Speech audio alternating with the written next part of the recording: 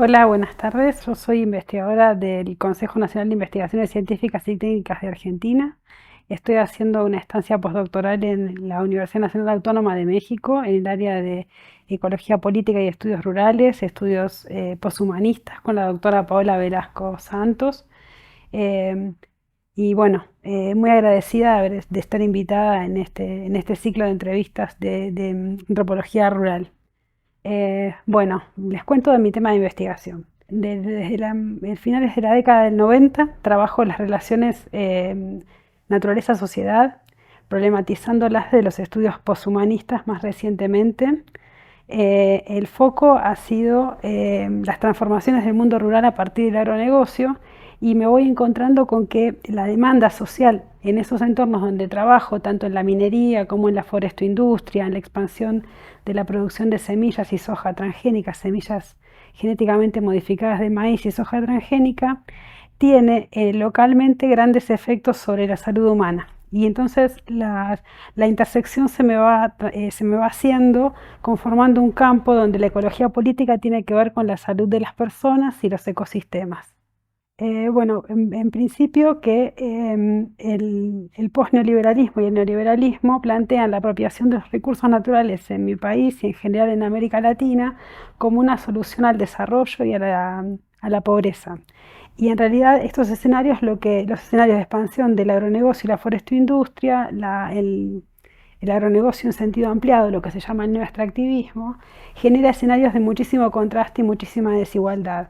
Se puede ver, por ejemplo, en esta investigación, este libro que se llama Amor y Enfermedad, etnografía de una zoonosis, resume 16 años de investigación en una zona de expansión de la forestoindustria, donde los procesos de transformación ambiental van llevando a la exposición de los habitantes a dos enfermedades. Una, la reemergencia de una endemia que tiene que ver con la modificación de los ambientes de selva, con derribar selva para desarrollar infraestructura o para generar plantaciones de monocultivo de árboles también, de árboles genéticamente modificados, que son pinos de rápido crecimiento. Y esa es la enfermedad que se llama leishmaniasis tegumentaria americana, que es muy semejante a la lepra. Y la otra enfermedad que emerge es otra forma de ese parásito con otro vector y otro reservorio, que es la leishmaniasis visceral, que se da mientras la otra es endémica y tiene pequeñas proporciones de casos distribuidas a lo largo de todos los ciclos estacionales, todos los años. La enfermedad, la leishmaniasis visceral, se da en brotes, se da en forma epidémica, y el reservorio es el perro. Esa enfermedad emerge en Argentina en el año 2006, en la ciudad de Posadas, en la provincia de Misiones.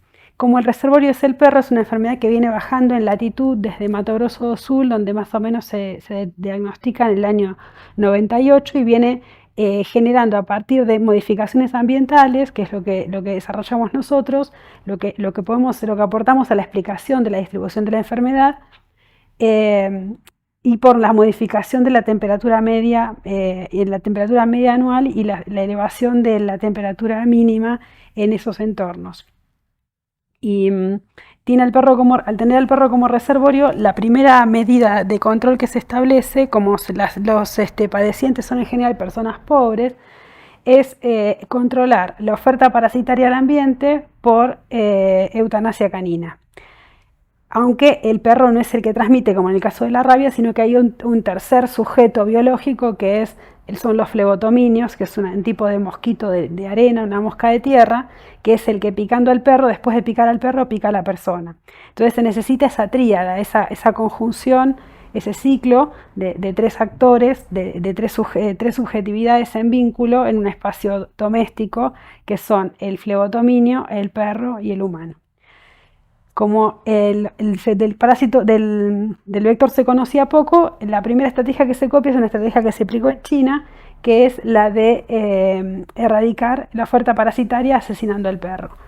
Ese incremento de la crueldad política contra el perro lleva a una nueva epidemia, que es una epidemia moral, porque como ustedes imaginarán, por la proximidad que tenemos con el perro, el proponer como estrategia de política sanitaria para controlar una enfermedad que se maten a los perros en Argentina deriva en dos conflictos muy grandes. Por un lado, que para el Código Civil el perro es propiedad privada, porque el responsable del comportamiento del perro es el dueño, entonces tranquilamente cualquier propietario de perros podía reclamar al Estado de que estaba siendo violado su derecho a la propiedad del perro. Y por otro lado, porque progresivamente el derecho y sobre todo la ciudadanía avanza considerando a los perros y a muchas otras especies animales como seres sintientes, reivindicando derechos para los perros. Tan es así que en el escenario donde hago el trabajo de campo, donde se inicia la epidemia, una protectora de animales es a la vez fiscal federal y hace un recurso de amparo para proteger a los perros de la política pública.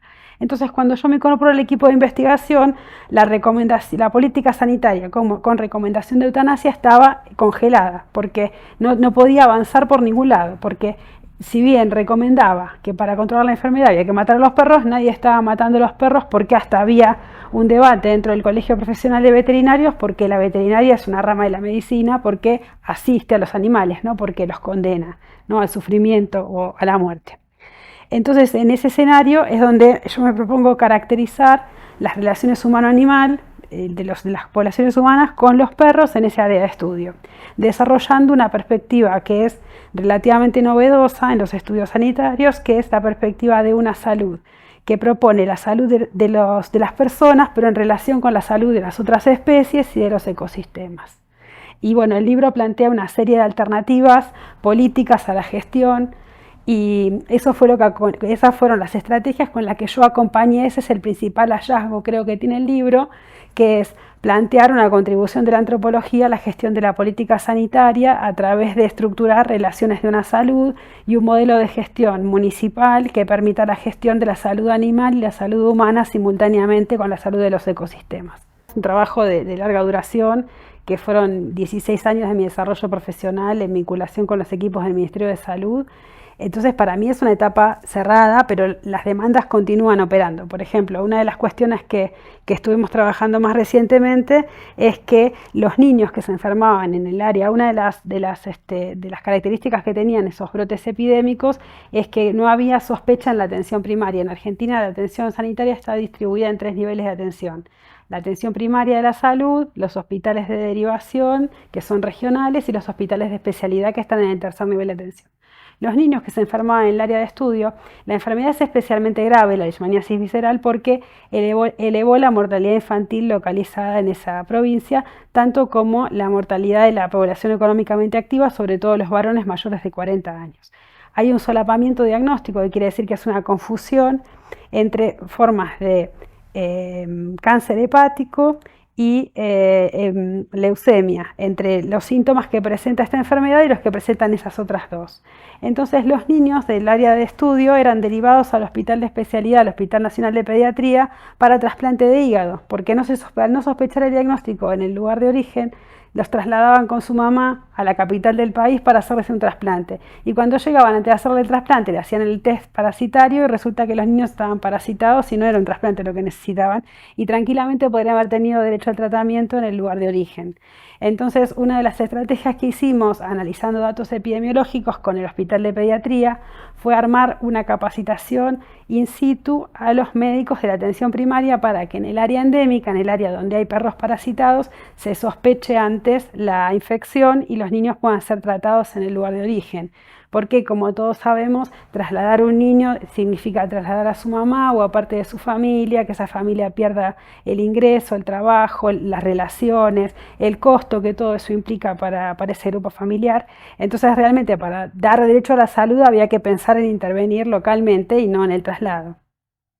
Bueno, y esas acciones siguen ocurriendo, pero sobre todo con lo que trabajamos es con aprovechar características que tienen las sociedades humanas locales donde acontece la endemia, la epidemia, como las asociaciones protectoras de animales, los criaderos, todas las acciones humanas que implican trabajar con colectivos de perros y que pueden contribuir a mejorar la calidad de atención y el acceso al tratamiento también de los perros.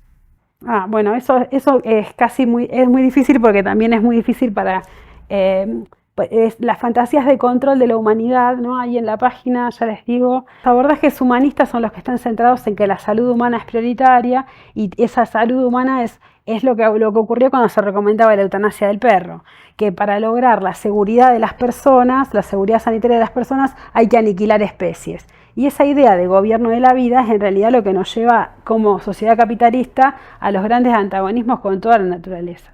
La postura poshumanista lo que establece es pensarnos en un enredo, ¿no? En una malla de relaciones con las otras especies.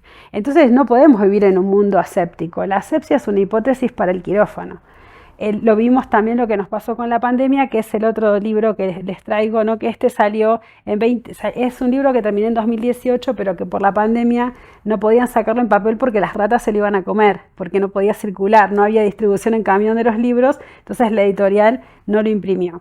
Ahí tenemos una relación que no es de colaboración con una especie, que es que la rata se coma mi libro, pero hay otras relaciones como las que tenemos con las bacterias que viven en nuestro intestino o en nuestra boca, que nos ayudan a controlar, a hacer la digestión, a controlar la absorción de los alimentos, y esas otras relaciones son muy benéficas. Entonces no podemos, la propuesta como ecopolítica que tienen mis libros es que no podemos vivir no podemos vivir las relaciones socio-naturaleza como rodeados de enemigos naturales, porque son enemigos del hombre, ¿no?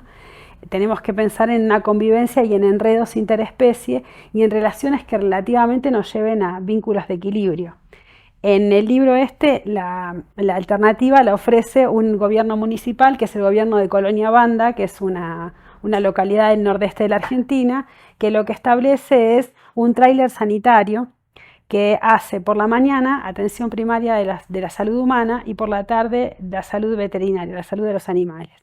Entonces, en ese tráiler se hace vacunación para las enfermedades transmisibles, para las zoonosis que se transmiten al humano, se hace castración y se hace un seguimiento en salud de los animales, tanto de los perros como también de las gallinas y otros animales silvestres que, por ejemplo, hay localidades donde hay interacción con tropas de monos, o lo que nos podría pasar con las ratas o las ardillas, ¿no? Entonces, establecer diferentes estrategias de abordaje que permitan bajar relativamente el contacto con las especies, alejar el contacto con las especies que nos resultan peligrosas y tratar de proteger la salud en las interacciones. Y esa es la estrategia que empezó a adoptar el Programa Nacional de Leishmaniasis en Argentina como alternativa a la eutanasia. O sea, la eutanasia hay animales que se requiere eutanasia porque hay un concepto de muerte humanitaria también para los animales. Porque si yo les digo que hay familias que han decidido seguir con el perro infectado y que el perro no vaya a eutanasia, pero ese perro se muere con toda la mucosa sangrando, es una muerte muy desagradable, y ese principio de cuidado del sufrimiento en la muerte y de muerte digna que pedimos para los humanos también existe para los animales. Pero son circunstancias excepcionales, ¿no? No es plantear a la muerte como una estrategia política o como única estrategia política.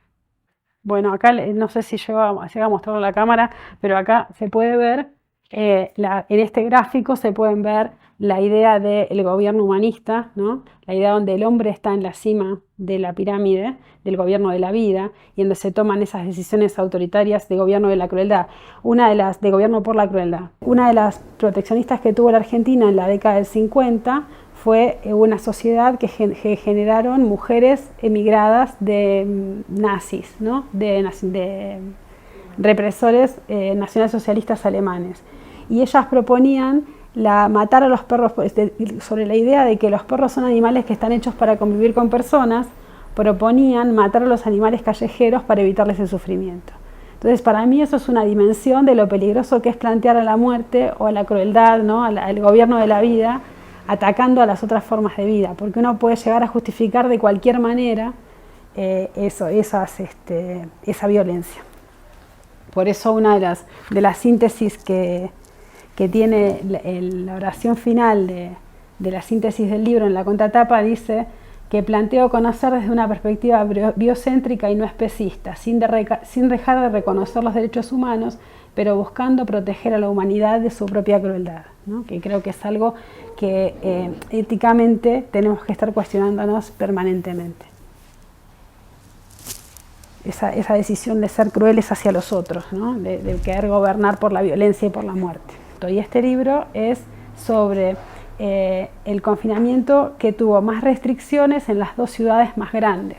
En el caso de las 2 ciudades que trabajamos en Argentina, son las 2 ciudades, les decía, que pasaron más tiempo confinadas, que son la capital del país, que es el área metropolitana de Buenos Aires, la ciudad de Buenos Aires, que son 40 municipios alrededor de la capital del país, incluida la capital, y la ciudad de Resistencia en el nordeste del Chaco, que tiene la diferencia, la particularidad dentro de las ciudades argentinas de tener gran cantidad de población seminómade de etnias del Chaco, de pueblos originarios del Chaco, como son sobre todo los COM, sobre todo población COM. Tiene un barrio identificado como el barrio Toba, que es el etnónimo impuesto a la comunidad COM.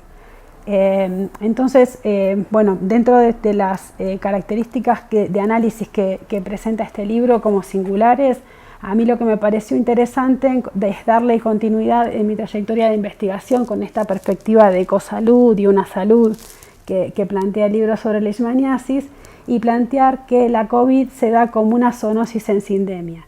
Bueno, todos se acordarán, por lo menos los que estuvimos vivos en aquel momento del inicio de la pandemia, la historia de la sopa de Wuhan y el murciélago. Y una de las características que surge de esa narrativa es que la idea de la relación entre los coronavirus y los murciélagos se estableció porque de todas las especies de murciélagos que se conocen, el 95% se determinaron en China en los últimos 5 o 7 años y han tenido que ver con la deforestación, o sea, con el avance de la cultura capitalista sobre la formación de bosques. Y eso es una respuesta, la aparición y el vínculo con el coronavirus tiene que ver como lo mismo que pasó con la leishmaniasis, con esa transformación ambiental a gran escala que provoca el agronegocio. Entonces, sobre esa idea, nosotros plantamos la preocupación de cómo interactúa la COVID en contextos de desigualdad, porque vamos viendo esta cuestión, ¿no? Que el caso índice puede ser un caso importado, es un caso que en general es un viajero, como en muchas enfermedades infecciosas, como comenzó pasando con el dengue cuando reemergió en 1996. Sin embargo, después los drivers, que son los conductores de la enfermedad, los lugares donde se multiplica y el contagio ocurre, son los lugares donde las condiciones de vida son peores, ¿no? Donde tenemos más hacinamiento, menos acceso al agua. Entonces acá se recogen. Primero hacemos un estudio preliminar, ¿no? Donde precisamos todas las relaciones ecológicas que tiene la COVID en Argentina y en América del Sur, y cómo los coronavirus y las enfermedades infecciosas forman parte de nuestra época.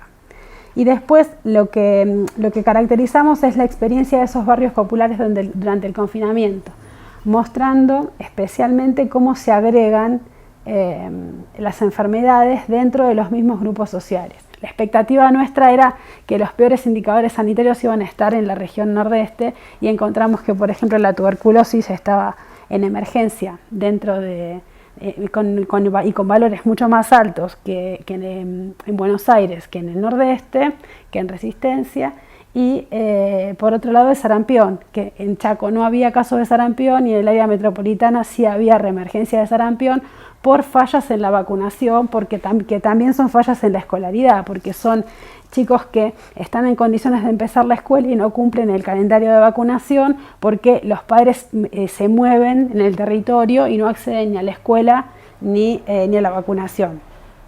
Tan es así que, por ejemplo, encontramos chicos que cuando es el momento que se empiezan a liberalizar la circulación para poder volver a la presencialidad, no tenían escuela, porque los papás habían dejado de vivir en casas alquiladas cerca de la escuela donde ellos asistían y se habían mudado de una ocupación de tierras en la que no estaban matriculados en ninguna escuela.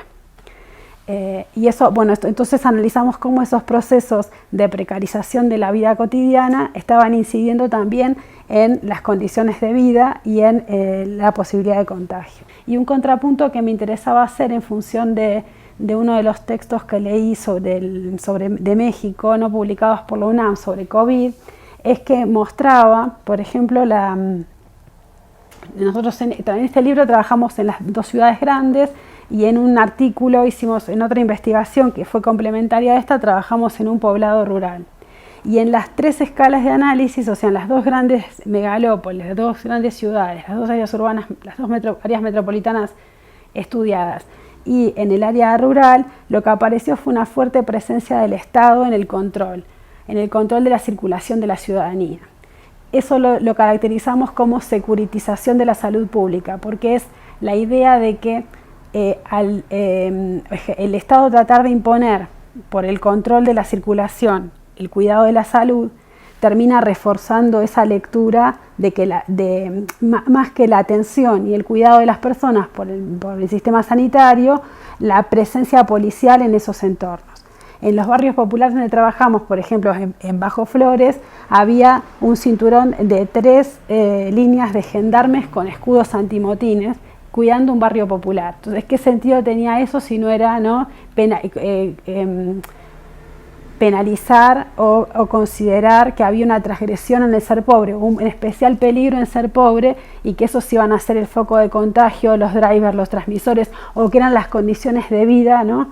Porque esos gendarmes no tenían ninguna capacidad de negociación ni ninguna información sanitaria particular. Tan es así que uno de los casos que documentamos es el caso de Facundo Descalzo, que es violencia institucional. O sea, él está en la calle con unos amigos discutiendo por un parlante, medio en broma, medio en serio, pero era un parlante que se lo tenían que devolver. El gendarme, perdón, porque no es policía federal, sino policía militar, y malinterpreta la situación, que la situación termina con 19 tiros por la espalda en un adolescente de 17 años. En el libro y en el QR que tienen para ver en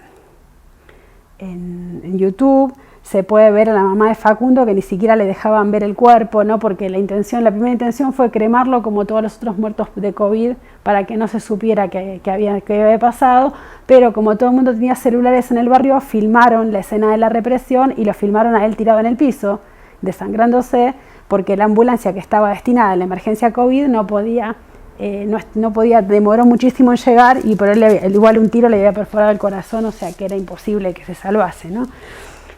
Como ese caso, registramos en muchos contextos un incremento de la violencia institucional. Por ejemplo, en el caso del pueblito pequeño que trabajamos, de 25.000 habitantes en frontera con Brasil, encontrábamos que la policía se dedicaba, por ejemplo, a hacer procedimientos a la 1 de la mañana para sacar a hombres que se juntaban a tomar en un bar cerrado, ¿no? Porque ese pueblito pasó 6 meses sin casos. Entonces estaban todo el tiempo encerrados y ni siquiera los chicos podían salir a jugar con sus amigos. Viviendo en un pueblo con grandes extensiones verdes, con una plaza hermosa, tenían que jugar por internet los que tenían internet. Los otros, por ejemplo, la mamá de una nena autista me decía que abría la puerta del fondo y la hacía correr por el fondo de su casa porque no podían ni siquiera salir. Esos efectos del confinamiento sobre los pacientes psiquiátricos, sobre los pacientes discapacitados, que los logros los habían hecho a través de socialización, de encuentros en grupos, ¿no? De aceptar pautas de convivencia, para todos los responsables de salud mental significó un retroceso enorme. Entonces, esos son las dimensiones del confinamiento que aborda el estudio, y que a mí me parece que son interesantes para comparar, por ejemplo, con lo que pasó en Oaxaca, aquí en México, donde las comunidades indígenas se dieron una estrategia de autocuidado que fue realmente efectiva y que fue uno de los municipios por la esperanza, ¿no? Cuando a veces uno trata de como estos controles centralizados terminan siendo todos medios totalitarios en alguna dimensión, o todos coqueteando con la tanatopolítica, ¿no? Con una política de la muerte más que con una política de la bioseguridad.